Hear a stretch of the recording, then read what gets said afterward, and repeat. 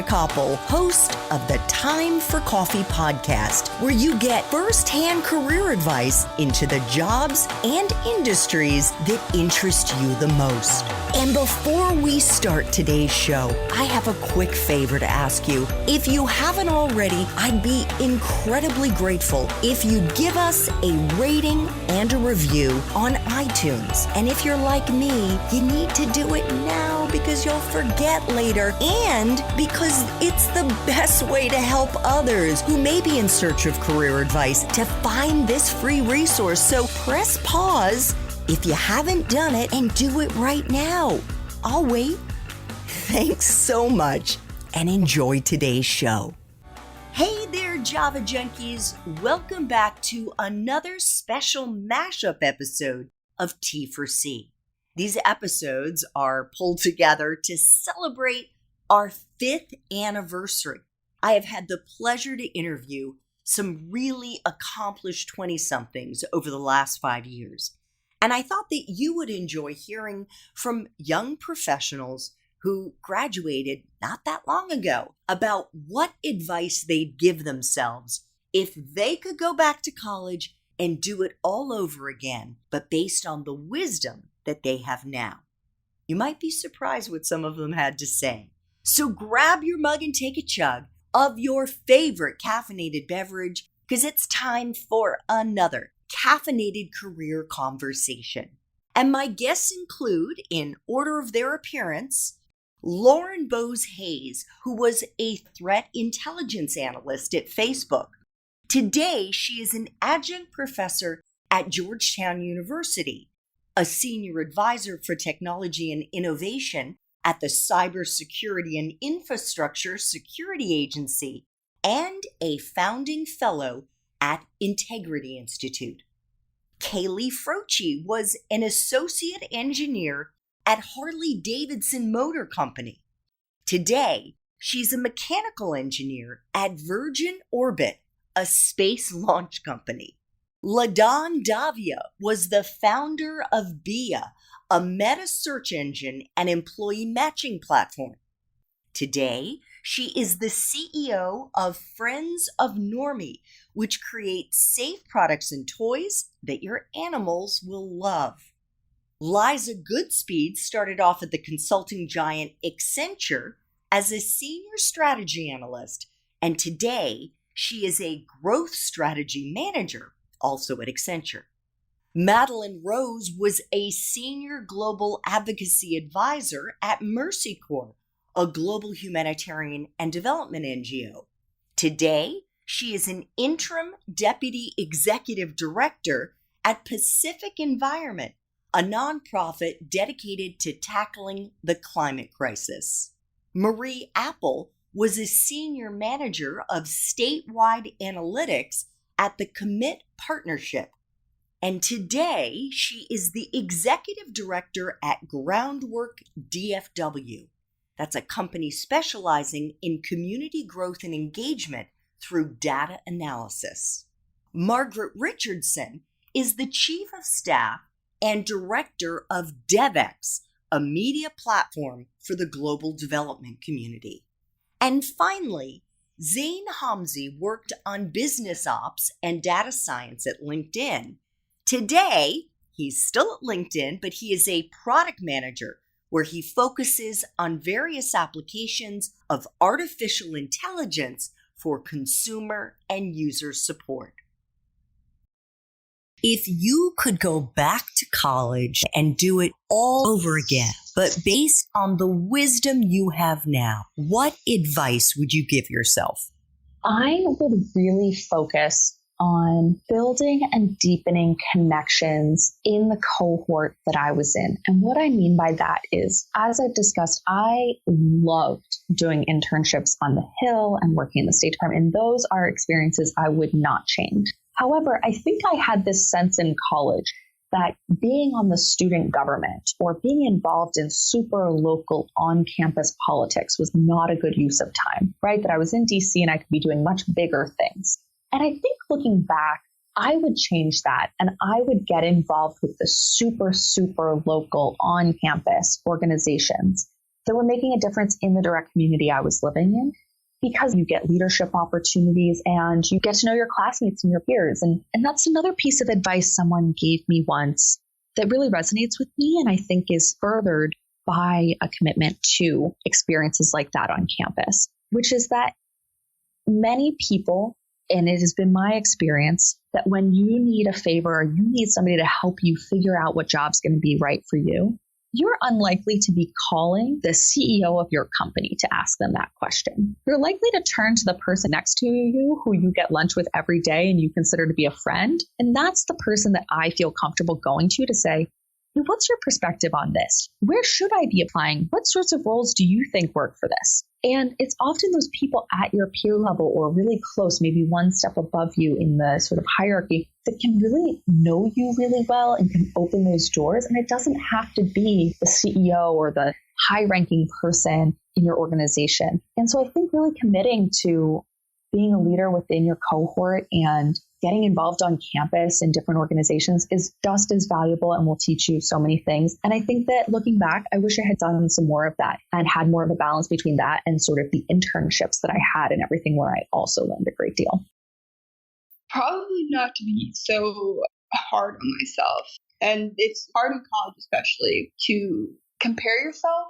You know, it's a competition. It's a competition for a job. It's a competition at Purdue. In the case of Purdue, coming out of your first year, you compete against each other, against GPA to GPA, to get into the specific major you want to go into. I have some gripes with Purdue, but, you know, it's important to just kind of focus on yourself and figure out what works for you for your self-development. So if getting that 3.5 GPA is not something that fulfills you and makes you a better whatever field you're trying to get into person, then focus on doing projects, focus on furthering your knowledge elsewhere in the relevant space. Yeah, I would have definitely taken on more personal projects. I would have focused more on the group projects I did. You know, I think I got very fortunate that I found a job I love, but I would say that if I didn't find that, I would have wished that I did. I can't recommend it enough to go and get work experience, because it's honestly a lot of fun, because there's not a lot of pressure as an undergrad intern, and, you know, it's kind of beneficial on all fronts. But yeah, I would have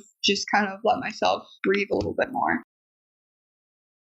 I think I graduated in 3 years instead of 4. And I think I would have just told myself to enjoy every process a little more, because I was always so worried about what my next internship was going to be, what finishing my classes, and then entering the real world. So I think it's just important to live in the moment. At 18, you're not entering the real world. You know, enjoy your time in college. Meet as many great friends as you can. Of course, there are complaints about every university and college, but focus on the good things and just remember that those 4 years, it really is, I think, the best time of your young life, because you have the chance to learn. Oh my God, that's actually what I would tell myself, is learn in your classes instead of being worried about your grade. I wish that I could go back and retake some of my classes and just enjoy learning and absorbing every piece of information that I could, instead of worrying about, oh my God, I have to get an A in this class in case I want to go to grad school because I need straight A's. So I think just enjoy learning, because you never know when you'll need that information again.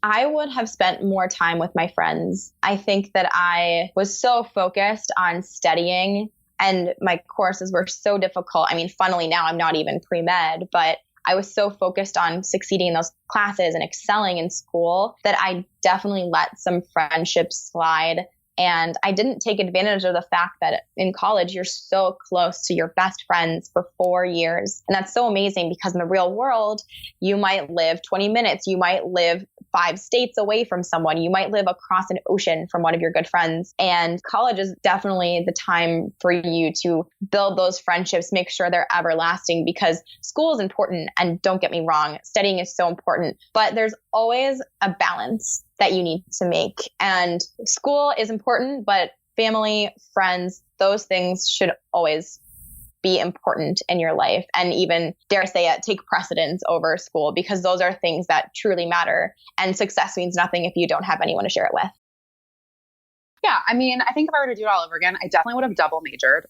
So I planned to double major, and then, you know, I got distracted and busy, and I studied abroad, and I ended up having to cranked my last semester. So I would say double major, because this is the time to learn. So I wish I had sort of kept my major in economics or, like I said, data science or something like that. So I would say definitely double major. Don't be lazy like I was. And number 2 would be to look for fellowship opportunities and professional development opportunities, because a lot of the opportunities afforded to you now expire based on your age. The Rhodes Scholarship is only available to people who are under age 23. There's so many fellowships that are age-based, and I wish that I had done a few more of those, like in the summers, for example. So make sure you go to your fellowship office on campus, go to your career development office on campus, and ask them, like, if I'm interested in doing X, Y, or Z, what are the off-campus fellowships that I should be thinking about? And pursue as many of those as you can, because time is going to fly, and that a lot of those are constrained to an age. I would say that everybody felt as uncool as I did. Everybody, when you get to college, even though some people may have had a little bit more experience first, like if you went to a boarding school that's a lot more similar to college, maybe your adjustment isn't as big. But either way, like, this is still everyone's first day of college. And I think everybody has, especially at that time in your life, man, you just think all eyes are on you. Well, all eyes aren't on you because everyone's eyes are on themselves, thinking that all eyes are on them. And so I wish I'd just given myself permission to have confidence. I just thought that I wasn't allowed to, because I knew that I didn't know what I was doing. But even though, yes, I had, classmates that could ask their parents what classes to take. And yeah, I always felt so self-conscious because my clothes weren't cool enough. And my hair was always not quite right and in style, but like, everyone feels that way. And I wish I had just relaxed a little bit more on that front, and kind of gone with the flow my first couple years. I think I don't want to say wasted the first 2 years of college, but definitely misused the first 2 years of college, thinking that there was this like cool threshold that I had to hit in order to be confident in myself. And then I got to, junior year, and I'm like, oh, I can just decide to be confident. Got it. So if you want to make that decision first week of freshman year, highly would recommend. I think I would advise myself to take more classes that are maybe crazier or outside my major, or ones that looked interesting, but I couldn't quite figure it into my plan, so I didn't take them. I think that I was surprised to learn that being on a field hockey team would serve me so much. I think about it all the time, and it continues to surprise me. And I think that a lot of the classes that I took, or that I think about the most, are ones that weren't necessarily part of my major. And I had fantastic professors within the government program, and people did encourage me to take classes outside. But it is true that the ones that I think about the most, or that have helped me think about things differently or better, or have pushed me to come up with different ways to address in the workplace, those were classes that were not in the plan of my major. And I think if I could go back, I would just take crazier classes outside of the norm. Probably a few things, but on the note, I will say that I've kept in great touch with all the JP Morgan people, and it wasn't like a bad experience like leaving. It was more just a rude awakening for myself, because obviously I look back on that whole experience as an incredibly positive one. And as a matter of fact, we actually had Devin Graham, who is a recruiter at JP Morgan, on Students Plus. So I watched it. Yeah, truly wasn't bad, and love those people for sure. But your question about giving advice to a previous self, I think I would have probably just told myself to chill a little bit in college. And the reason I say that is because I just remember being so worried all the time that the plan that I had, or the trajectory that I was on, was just going to crumble and fall to the wayside, because again, it looked like I was doing a bunch of random things that didn't make any sense. And there were a lot of people in my life, and admittedly even friends of mine, that would be recommending alternative, more traditional paths to success. And I think the roundabout path was the right one for me and ended up okay. But if I could go back, I would just try and emphasize and convince myself to stay the course, to trust the gut, and to just keep at it. Thanks so much for listening to this latest episode of T4C. And if you're interested in learning more about my coaching services for confused college students and recent grads, feel free to check out the Time for Coffee website under the coaching tab at time4coffee.org or text me at 202-236-5712. That's 202-236-5712.